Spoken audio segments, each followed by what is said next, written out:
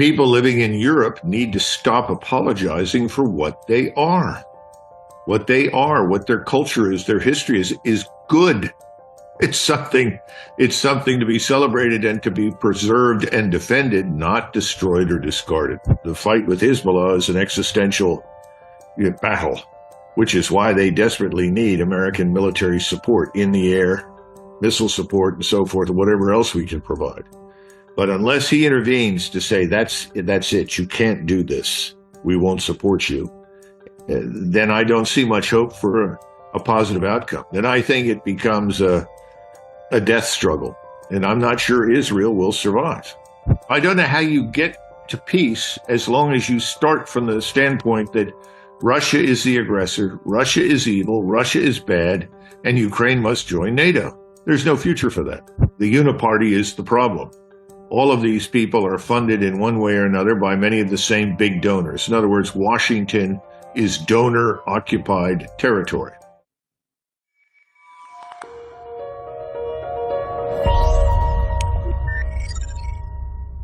Hello everybody, my name is Paul Buitink and welcome to a new episode of Reinvent Money, a podcast about money and geopolitics. Today returns to the show retired US Army Colonel, author and political commentator Douglas Macgregor. Good to see you again, sir. Good to see you. Our video of April was watched over 600,000 times. You shared so many incredible insights in that video, so I look forward to picking your brain again today. Good. First, I would like your take on a few very recent explosive events. First off, the situation in Venezuela. I'm getting mixed signals. On the one hand, we see people suffering from Western sanctions and meddling and some signs that it's just another Western regime change operation. On the other hand, I see an awful leader, Maduro, who claims to communicate with his predecessor Chavez through little birds. And he's a guy basically who a lot of Venezuelans really hate. I also know plenty of Venezuelans living abroad who are fed up with his economic and crop policies. So what's your view on the situation there? And will Maduro survive this? Well, keep in mind that I do not claim to be a Latin American expert, and my knowledge of the region is not as good, let us say, as what I'm prepared to talk about in the Middle East and certainly Europe, especially Central East Europe. But having said that, I agree with you. The signals are rather mixed, and the current unrest, especially involving the National Guard, which numbers about 25,000, suggests that yes, the CIA may well be involved in stirring things up. And I'm not saying that because I necessarily think Maduro is a blessing. Maduro, on the other hand, has restored some measure of productivity and created a degree of order in the society that was missing. That's not, once again, to say that I necessarily endorse him. But I think the problem in Latin America, in most cases, is usually blamed on us, the United States. That's a mistake. Latin America's problems are largely manufactured at home by the people that live there, just as most of our problems inside the United States are manufactured by us. But we do have an unfortunate habit of dabbling down there and meddling, and that's a legacy of many decades of CIA penetration and intervention. So we'll have to wait and see what happens next. Venezuela is rich in resources and should, under normal circumstances, be a very successful leading country in the world. But you could say the same thing about Argentina. And again, you have to look at the culture, look at the people that live there, and then you begin to realize that many of their problems, if not most of them, are really manufactured at home. Yeah, same thing with more. Yeah. Same thing with Ecuador, for example. I used to live in Ecuador, and it's a country full of resources, oil, commodities, everything grows there. You just have to throw something on the floor, and a tree grows. Well, you just said something that's very important because this comes up all the time for discussion, particularly in the woke world that we increasingly live in. Why is it that being rich in resources makes no difference if you live in Ecuador, Venezuela, or even in Argentina? Argentina, at the beginning of the 20th century, was one of the richest countries in the world. So what happened? You have to look at the people, their culture, their society, their way of life, the way they see the world, how they behave. Look at Norway. Norway today is arguably one of the richest countries in the world. It disposes over almost limitless resources in key things like natural gas, oil, rare earths. I could go on and on. Every time you trip and fall down somewhere in the mountains of Norway, you discover phosphate or some other desperately rare mineral that everybody wants to pay billions to own. Well, the Norwegians are Norwegians. Take the Norwegians out of Norway, put the Ecuadorians into Norway, and it will fail. I hate to be blunt, but that's the truth. So people make all the difference. And that's true in the Netherlands. That's true in all the countries in the world. You know, if we talk about the occupations of Germany and Japan after World War II, lots of buffoonish Americans like to stand around and say, well, we brought democracy to Germany. We brought democracy to Japan. Well, that's all a lot of nonsense. And what ultimately happened was we did provide some capital to get things started, but we let the people that lived in those countries rebuild the countries themselves. So if you want to know who restored Japan and Germany after World War II, it was the Germans and the Japanese. I mean, one of the most interesting anecdotes that I ever heard from American soldiers who had served in World War II was that as they were withdrawn from Germany across the continent, they left, they were on the Czechoslovak border, the particular group that I spoke to, and as they left, they moved across Germany and all the way back to ports in France where they took ship and returned to the United States. They said what was really stunning is that by the time we withdrew and we were going back through the cities, which in many cases we had fought, the Germans had already cleared all of the roads. All the rubble was being piled up neatly. The Germans were in the streets working to restore and rebuild everything. When we got to France, nothing had changed since we left. Yeah, well, I'm Dutch, as you know, and I today actually I was in Rotterdam, which was completely leveled, of course, during the Second World War. But if you see how we built up the country in the 40s and the 50s, it's just amazing. Precisely, but that's because you're Dutch. And people living in Europe need to stop apologizing for what they are. What they are, what their culture is, their history is good. It's something to be celebrated and to be preserved and defended, not destroyed or discarded. Anyway, I'm sorry to be preachy about that, but I think it's somewhat important right now. Yeah, no, good point. Let's move to the Middle East. Things are heating up again there after a rocket hit a soccer field in the Golan Heights, killing 12 kids of the Druze community. There's a lot to unpack here. Of course, Israel has been occupying the Golan Heights since 1967, but of course that doesn't justify killing dozens of innocent kids. Can you tell us a bit more, first of all, about the Druze community? What kind of community is that? Well, the Druze are not, strictly speaking, Muslims, and they are not Jews, but they are Arabs. And their religious, cultural orientation makes it impossible for you or I or anyone else who is not born into a Druze family to ever become a Druze.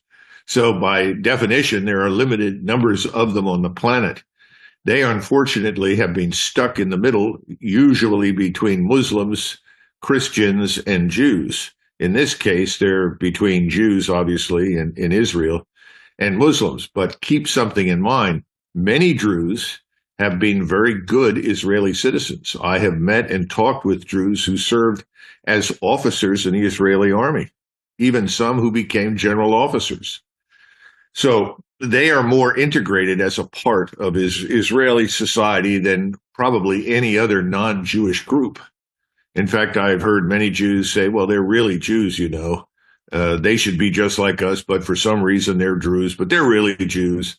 Who knows?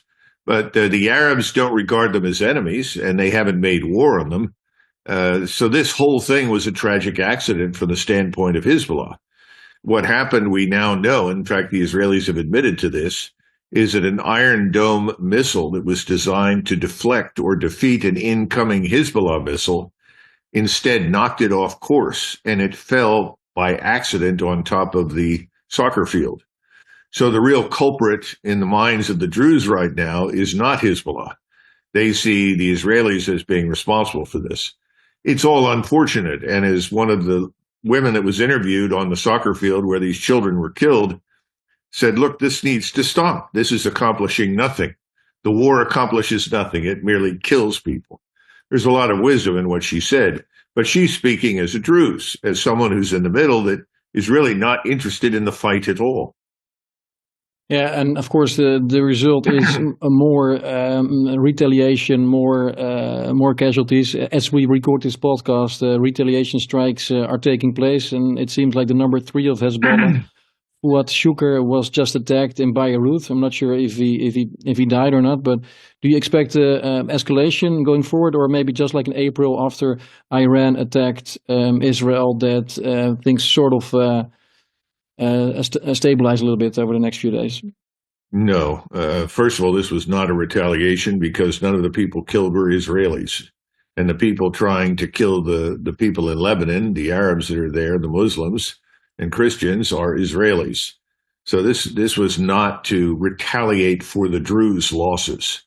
That's nonsense. This is part of a larger plan that Mr. Netanyahu came to Washington with, and which he briefed to key members of the Senate and the House. And this is the plan to invade southern Lebanon with the objective of destroying Hezbollah and essentially seizing control of all the territory up to the Litani River.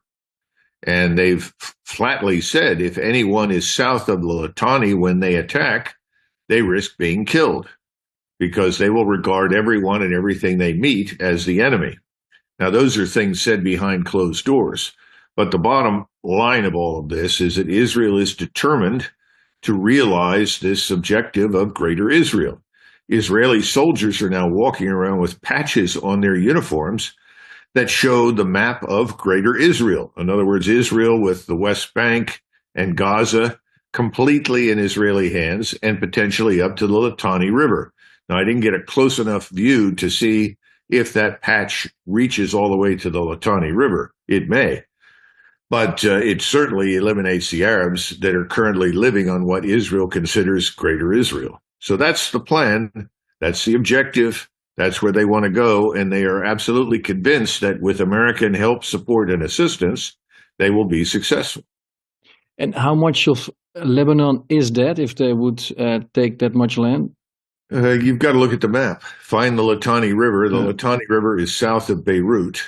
And the Israelis have been there before. They've crossed it previously and gone all the way to Beirut. It was an unhappy experience. And after having occupied southern Lebanon, this creature we call Hezbollah was created largely as a response to the Israeli occupation. So when Israel leaves in 1982, it is Hezbollah that is the legacy of their occupation. I think that's something we in the West don't pay much attention to. I mean, that came up for discussion, by the way, in 2002 when there was planning underway for the invasion of Iraq. And most of the senior military leadership did understand at the time, I'm talking about the U.S. military leadership, that occupation of Iraq by a U.S. and allied European force would not succeed because it was an alien entity that would be rejected by the Muslim Arabs. We are seen as Christians. Whether or not we all are is another matter, but that's the way the Arabs view us.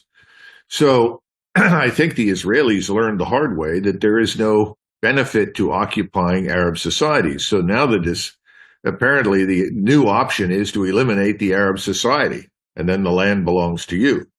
And they think there's no alternative to destroying Hezbollah. And the only way to do that is scorched earth all the way to the Litani River. Like they did in Gaza, basically, the same strategy. Now, I would expect the same thing to happen. The problem, of course, is that how do you isolate this from the rest of the region? It's not possible. And earlier today, Erdogan, who has thus far been a disappointing blowhard to most of the Muslim world, has finally said, we won't tolerate this. If Israel goes into Lebanon, we will enter the conflict. Now, how that happens and what he precisely means, I don't know. But the Turks have always been the gorilla, what we call the 500-pound gorilla in the corner. And the Israelis have sort of dismissed the Turks out of hand as never really coming into this, and no one should worry about it, and focusing instead on Iran. But the truth is, the Turks and the Iranians are very, very different people. The Turks have a very strong martial tradition. They are a warlike people, and they are deeply offended by what the Israelis have done to the Muslim Arabs in Palestine, notwithstanding the fact that lots of Arabs are suspicious of Turks for reasons of history and the Ottoman Empire. But I think today, certainly the Arabs, Sunni and Shia, would welcome Turkish intervention as an alternative to Israeli destruction. And the Turks, of course, would also get a lot of extra refugees should Israel decide to enter Lebanon. Yeah. Oh no, I think that's a critical point. Somebody said, "Well, what do you think has happened with Mr. Erdogan?" And I said, "I think in his latest meetings with the National Defense Council, senior officers have been very blunt and said, if the Israelis go into Lebanon, they will destroy it. If Lebanon is destroyed, we are at high risk in this country from all sorts of strategic outcomes. And we will be seen or viewed throughout the Muslim world as traitors, as having helped the Israelis effectively destroy the Muslim peoples of Lebanon and Palestine." So I think he's finally pushed into a corner. And I think he was trying to send a signal that we will act. And I think it would be a mistake for the Israelis to dismiss this out of hand. Yeah, because then we get into a very interesting situation. Should Israel get into a war with Turkey, Turkey being a NATO member, how is the US going to respond to that? Well, NATO is not a terribly meaningful entity anyhow. We pay lip service to it all the time. It's a sort of, monument in the corner. Everybody genuflects to it because they want you to believe it's important and so forth. But in truth, no, I think NATO is in shambles.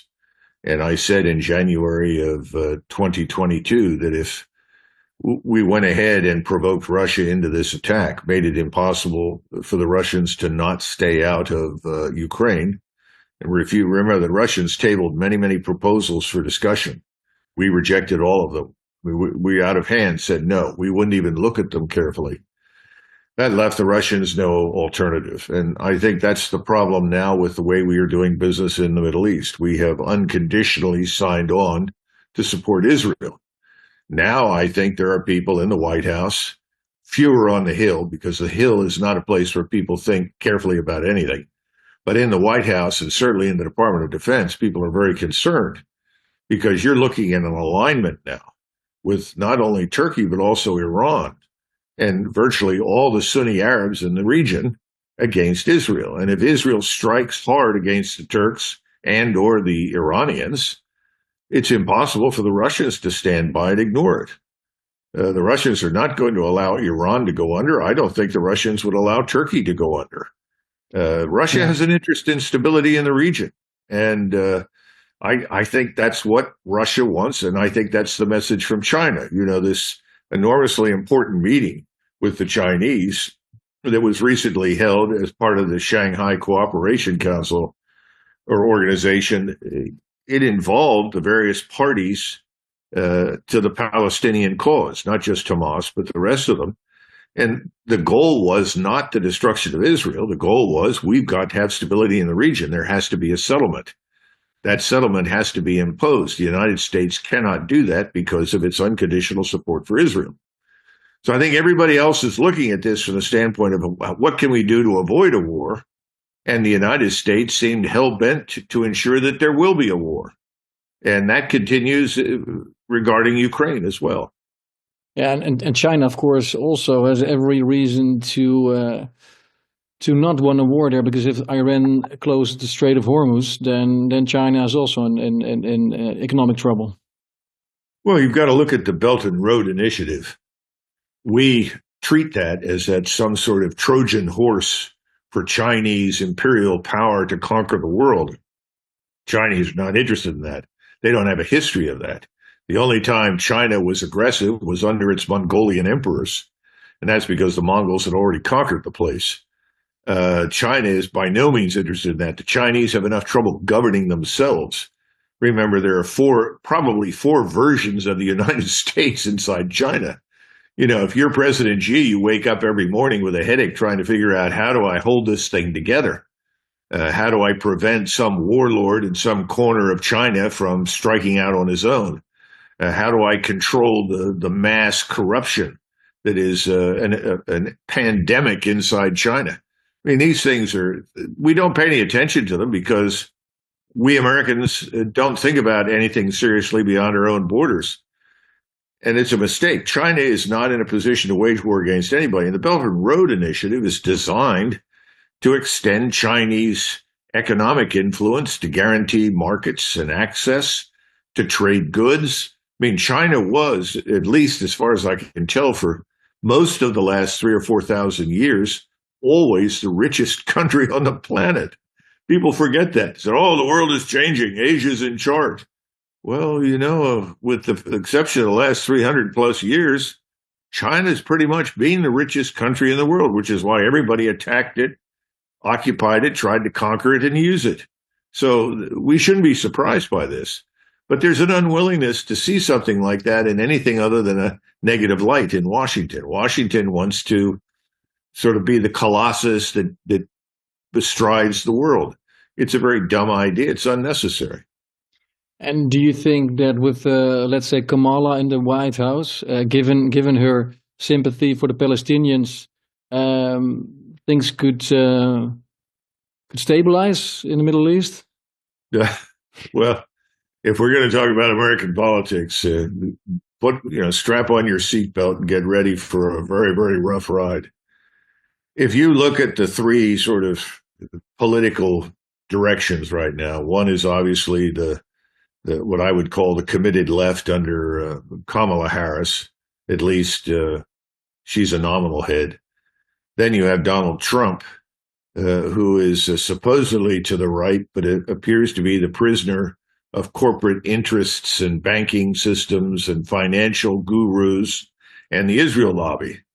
And then you have this third candidate, Bobby Kennedy, who is really a nationalist, who is worried about the United States, who wants to focus attention on what we need to do here at home and wants to largely disengage from conflicts and crises overseas.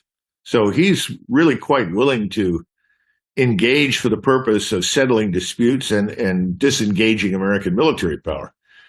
President Trump seems to want to continue to be engaged and maintain the quote-unquote empire and imperial posture.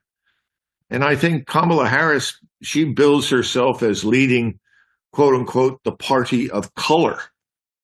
And if you look at the demographics of the American population, and you figure that about a third of people living in the country are non-Europeans now, that can only be a divisive force designed to threaten the so-called white people. And you've got to remember that her whole platform that she stands on is really built on the same sort of Antifa, Black Lives Matter mentality that discards the past as fundamentally flawed, inherently evil, because it's white and it's Western and it's European, and therefore it's bad. It's straight out of Karl Marx's manifesto. Strip everything out and start over. She wants to start from scratch and build this new world with people of color largely in charge and running the show. What a hell of a mix you've got. You've got three candidates like that. They could not all be more different. But the only one who talks substantively about solutions to the housing problems, to the financial situation, to the enormous sovereign national debt, to the endless overseas military commitments and warfare, is Bobby Kennedy. Everybody else, even though she says she's the party of color, she's not willing to get out of Ukraine. She's unwilling to do anything very differently in the Middle East, regardless of what she says, because the people around her are overwhelmingly in the Israeli camp. The same thing is true for Mr. Trump. So it's a strange thing. It's like Trump on the one side and Kamala on the other are both wings of the same uniparty. And then there's one candidate in the middle. But he is actively suppressed by the mainstream media. Yeah, he's only suppressed by the airtime, mainstream media. How can he get his message out? Yeah, it's very tough. I mean, he's getting airtime from the alternative podcasts like Joe Rogan and the others, but it's that's not enough yet. Maybe in 4 years, but right now mainstream media, of course, are still dominating. But what's the percentage of people that could possibly or are going to vote for RFK? You think, I realistically? think that he could get at least 22 to 25%. That's a lot. Depending about what happens over the next 2 months, he could get as much as a third or more. What he needs to win is about 34%. At that point, he will have enough to pull ahead of both of the opponents because they will be reduced to about 30% to 33%. I mean, we've been through this before. We went through similar elections. We went through this with Abraham Lincoln. He went in as a dark horse, as a sort of minority candidate, taking positions at the time that one would probably compare with Bobby Kennedy's. He was not an advocate for war at all. He was an advocate for finding a solution to preserve the Union. He decried slavery and thought that it should go away, but made it abundantly clear that his first cause was to hold the Union together. So he was by no means some sort of radical figure, but there were others at the time running against him who were. Miraculously, he was elected. Yeah, interesting. And going back to the Middle East, just to sort of write down the solution. And the solution would, of course, be some sort of a deal between the Israelis and the Palestinians. But doesn't Hamas hold the key by if they would release the hostages? Would that be a first step towards some kind of arrangement, treaty? The problem right now is that a great deal of blood has been spilled. Blood in Ukraine and blood in the Middle East. The more blood that is spilled, the more difficult it becomes to reach any sort of accommodation. Right now, I see no evidence, no matter how much the Israelis may or may not like Netanyahu, that the majority of Israelis are ready to compromise on much of anything if it involves the emergence of an independent Palestinian state. At the same time, so many Muslim Arabs and Christian Arabs have been killed and brutalized. There is not a great deal of willingness on the part of the Muslim Arabs for compromise. In fact, I think the elites in the region, people like the Crown Prince of Saudi Arabia and others, are very much at risk because their populations are enraged by what has happened in Gaza, absolutely enraged. And if they are viewed as betraying Muslim Arabs, and right now there are a lot of people who see them in that light, particularly in the Saudi royal family, they won't last. Those elites will be swept away. This is, of course, General Sisi's problem. It's also King Abdullah's problem. They're seen in that light. And I think the same force is dragging Erdogan kicking and screaming out of a neutral stance into an active participation stance vis-a-vis Israel. So asking what kinds of steps can we embrace, I don't know. But the one thing that has to happen for any success to occur is for the President of the United States to restrain Israel and prevent it from invading southern Lebanon. I see that as probably the last straw. If the Israelis go into an all-out war with Hezbollah, and that's what it would be, because both sides understand it's a fight to the finish. That was made clear to me when I was last in Israel. I mean, the fight with Hezbollah is an existential battle, which is why they desperately need American military support in the air, missile support, and so forth, and whatever else we can provide. But unless he intervenes to say, that's it, you can't do this, we won't support you, then I don't see much hope for a positive outcome. Then I think it becomes a death struggle. And I'm not sure Israel will survive. Well, let's just hope that everyone involved understands that this will be a fight to the death, and no one is going to win that. I mean, there won't be real victors after a war like that. It will be total chaos and with ramifications for everyone. So let's just hope people get their senses back and start to negotiate some sort of solution. Arguably, that's what people thought at the beginning of the First World War. The president of France was asked in August of 1914 how long the war would last.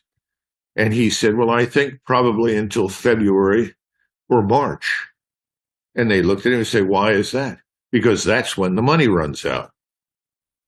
That was not an unreasonable statement for him to make. Well, what happened? Well, part of the problem was that the British Empire decided to bankrupt itself, and then we stepped in. We opened our credit markets to the British and the French. So they had endless credit, or so they thought. And eventually, when it became clear they were going to lose, and we were going to lose billions because we had invested in them, we entered the war, and the rest is history. So what you think at the beginning is not going to last long frequently turns into the death struggle. And I think it's kind of an exercise in what someone called competitive collapse. And I think the Israeli economy is already in ruins. And I don't see how Israel survives if it opens and widens the war. Even if we do come in and provide some measure of support, even if we fly strikes against Hezbollah, which is what they want, or we utilize our naval power in whatever ways to launch missiles at them. Once Iran and Turkey enter the fray, it's very unlikely that Israel will survive, even if Iran is the only one. Because, again, Russia will not sit idly by. This is the problem. And, I'm always amazed at the readiness in the United States and Washington to just wave the hand. Oh, that's not a problem. You're wrong. You can't possibly be right. European history teaches us otherwise.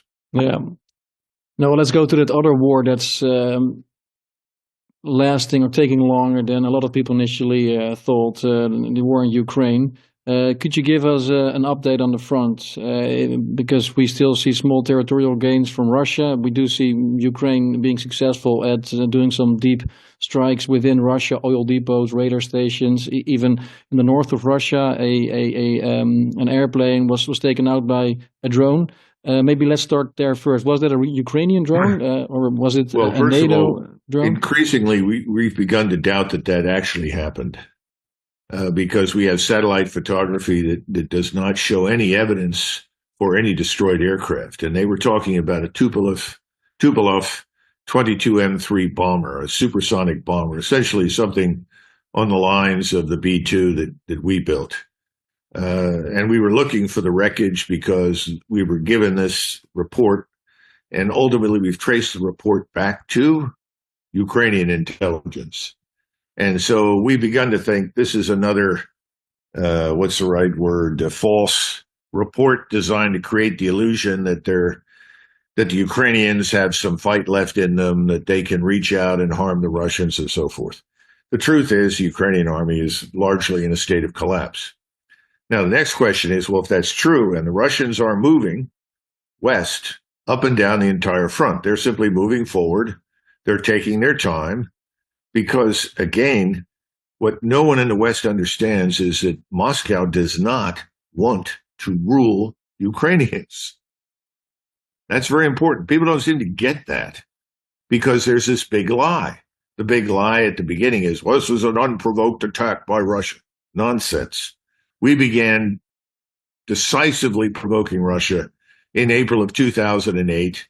At the Bucharest conference when we said Ukraine will join NATO. It was completely unnecessary. When I was at SHAPE headquarters, we all gave thanks for Ukraine because we said Ukraine is the neutral state that puts 500 to 600 miles between NATO's border and the Russian military, even though at the time we weren't worried about the Russian military because it wasn't very large. And Putin was not focused on building up a large military force. Now, when he goes into eastern Ukraine, he does so because in the interim, once we installed the new government in 2014 in Kiev that was anti-Russian, and we then began building this Ukrainian military establishment, he rushed to control Crimea for obvious reasons. He didn't want that to become the new naval station for NATO, which means that the U.S. and Royal Navies begin docking in Sevastopol. So that was a defensive measure. And plus the fact the majority of people there were Russians or Tatars. And those two groups would much rather live together than be under Ukraine. But then he began looking at what was happening in eastern Ukraine. And you've now heard Washington talk about we're going to put what we call theater ballistic missiles into central Germany or Western Poland. In other words, we can put them there, and that puts them within 10 minutes striking range of the Russian nuclear arsenal. Well, they were afraid that that's what was going to happen in eastern Ukraine as we built this extraordinarily well-equipped, well-trained Ukrainian army between 2014 and 2022. At the same time, remember that as soon as the new government took over in Kiev, the Ukrainians began shelling Donetsk and Luhansk, the so-called rebellious provinces, breakaway provinces where the population was Russian, and the Ukrainians had been trying to Ukrainianize the population in eastern Ukraine. You can't speak Russian. If you do and you insist on Russian culture, then you will be treated as a second or third class citizen. If you were a Russian, you had no shot in a court of law. Your property could be taken from you. I can just go down the list. So if you look at all of those things, they had no alternative but to go in. But when they went in, everyone said, oh, this Russian army is terrible. It's not doing very well. It's so small. It's too small for the job. Well, I don't think the Russians did badly at all. I think they were restricted in what they were told they could do. But the one thing they were right about was, yes, it was a very small army because there was no intention on launching offensive operations against the West. So suddenly, when things go badly by the summer of 2022, what do we hear? Oh, Putin is going to seize all of Eastern Europe. He's bent on conquering Ukraine and once Poland. It's all nonsense. The biggest problem with seizing control of all of Ukraine is simple. It's full of Ukrainians when you cross the eastern border of the Dnieper. He doesn't want them. They don't want him. And here's news for them. He doesn't want them. But he does want it to be neutral. He doesn't want to fight this war and then see it end with the possibility that we will return to what's left of Ukraine one more time with the goal of turning it into a battering ram to be used against Russia. So the preconditions for talks with Russia is the acceptance up front that Ukraine has to be neutral. And of course, that's what we thought was an advantage back in 1999. Now it's being treated as a leper colony if it's not part of NATO. So it's quite insane. So I don't know how you get to peace as long as you start from the standpoint that Russia is the aggressor, Russia is evil, Russia is bad, and Ukraine must join NATO. There's no future for that. And if you look at the most recent peace plan put forward by Mr. Pompeo, the former Secretary of State and CIA director under President Trump, it's pure comedy because it does exactly that. Oh, we'll talk to the Russians as long as they prostrate themselves in front of us. And in the meantime, we're going to strengthen sanctions. We're going to double down on more military aid to Ukraine, lift all restrictions on their use of military power, and then we'll talk to the Russians. Yeah. And what do you make then of Zelensky? Also recently, a few times, even also this week, he's talking about that he expects the hot war to end before the end of the year. Is he also cooking up some peace plan or his staff? Are they actually devising something already, talking to the Russians or intermediaries about a ceasefire or anything like that? I think Zelensky would like to survive, and therefore he is open to things that he will not admit to in public. There are people on the ground in Ukraine talking with the Russians. The Russians know what's happening in Ukraine. And so the Russians are advancing all along the front, but they're doing so slowly because the ultimate goal is to wind down this conflict. And I would say easily a third of the Ukrainian forces they encounter are ready to surrender. Another third is ready to just leave the battlefield. There are very few people who really want to fight. This includes the committed neo-Nazi types who have refused to attack on numerous occasions now over the last several weeks. So the situation in Ukraine is desperate, and the population there, it may not be widely known in the West, but my sources tell me that they absolutely loathe and hate Zelensky. They've begun to wonder whether or not Zelensky's real goal is to exterminate Ukrainian manhood, because he's doing a pretty damn fine job of that right now. His polling numbers are still high, relatively high. I don't believe that. No. I think that's nonsense. I don't think his polling numbers are high at all. And I think the truth will come out at some point. It's like everything else. After the Vietnam War finally ended and we all flew away in our helicopters, people said, well, how many Vietnamese did we kill? We said, oh, well, maybe 250,000. Well, it took another decade, but it turned out 2 million Vietnamese were killed. Yeah. In other words, we lie about everything until we can't lie anymore. And that's the way of Washington's war fighting. And that's what we're doing right now everywhere. We're lying about everything. And it's a very dangerous thing to do because when you lie like that, you're bluffing. And somebody's liable to call your bluff. That's where we are now. Yeah, you talked about Pompeo earlier, and he admitted, of course, that he was lying and cheating when he was the CIA director. So he's even blunt about it. And maybe a final topic, Colonel, we didn't talk about it last time, but I would like to know a little bit more about your own initiative, Our Country, Our Choice. What's that all about, and what does it mean for an American? Of course, I'm not an American, so it's not relevant for me in that sense, but what does it mean for an American to join your organization? Well, Our Country, Our Choice was founded not by me, by others. I was simply invited after they founded the organization to come in as the chief executive officer, and I've tried to do a reasonable job in that position. It's not easy because one of the terms of my contract is that I cannot endorse any particular political candidate because the organization wants to be bipartisan. The people who started it said, look, this Democrat-Republican thing no longer works. The uniparty is the problem. All of these people are funded in one way or another by many of the same big donors. In other words, Washington is donor-occupied territory. We have to be a third force, a new force. We want to unite Americans across party lines. We are essentially nationalists who believe in the Republic. We believe in the Bill of Rights. We certainly support the Constitution. But most important, we have certain issues around which we rally. Number one, we've got to control our borders. They have to be secured. That also means we have to restore the rule of law inside our country. Criminality has reached new highs in too many of our largest cities.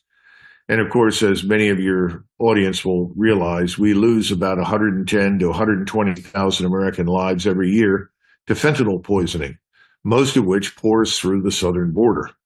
So we've got to get control of that border, and that also means we've got to put the United States Army back on that border where it was from 1846 until 1948. Mexico is an organized crime state. We have to face that. Cuba, Venezuela, and Mexico are the sources of most of the drugs and much of the criminality that is eating away at our foundations for the Republic. So we've got to control the border, number one, and restore the rule of law. Number two, we have to end and disengage from these overseas conflicts. We've spent trillions and trillions of dollars. I've seen estimates anywhere from 10 to 14 trillion dollars wasted on these conflicts. Afghanistan, Iraq, Syria, Libya, and more recently, we've been very active, as I'm sure some of you may know, in Africa, until we were thrown out of most of the Central African countries where we were operating. And the interesting thing is that after having been thrown out of Mali, for instance, Ukrainian military advisors showed up to help the Islamists, the very people that we were combating. And they have successfully killed 75 Russian mercenaries who came in to replace us in Mali. So it's a very interesting set of circumstances. It sounds like somebody in Washington decided, well, we tried to defeat the Islamists. We were then thrown out. The Russians are there now. So now we'll work with the Islamists. And we did that, of course, in Syria in the hopes of dislodging Assad from power. We did that in Iraq with ISIS, surprisingly enough. There's so much confusion about what actually happened over the Middle East, it's beyond belief. And a lot of people don't realize these so-called Iraqi militias, which are overwhelmingly Shiite, actually helped us to drive the Sunni ISIS Islamists out of Iraq. But more important, they liberated large numbers of Arab Christian communities that were on the point of being exterminated. So now we've turned on the Shiites and said, but you're still evil and you're agents of evil because you're funded in part by Iran, therefore you are the enemy. I mean, this is the sort of lack of reason and logic that drives things in Washington. So we want to end this. We want to get out from under it. And we want to come to some sort of agreement that we need a new government. We really do. It's not a question of drain the swamp and eliminate a few people. We've got a major surgery that's required. And we have a military establishment, of course, that's an anachronism. It's a tribute to the Second World War. And it's a bottomless pit for dollars and resources. We can't even recruit for it because the people that you want won't serve in it anymore because of all this diversity, inclusion, equity nonsense. Then we want to stop the sexualization of children, dead in its tracks. This is very, very bad.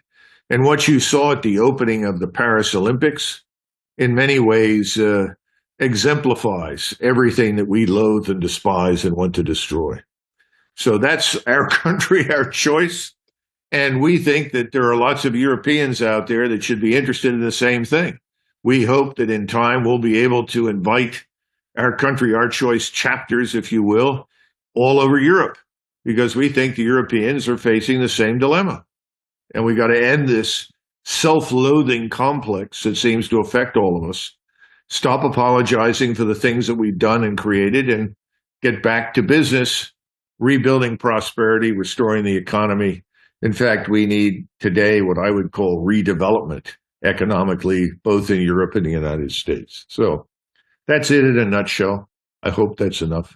Yeah, no, thanks a lot for explaining. And people can read more about it on your website, ourcountryourchoice.com, and we'll put it in the show notes.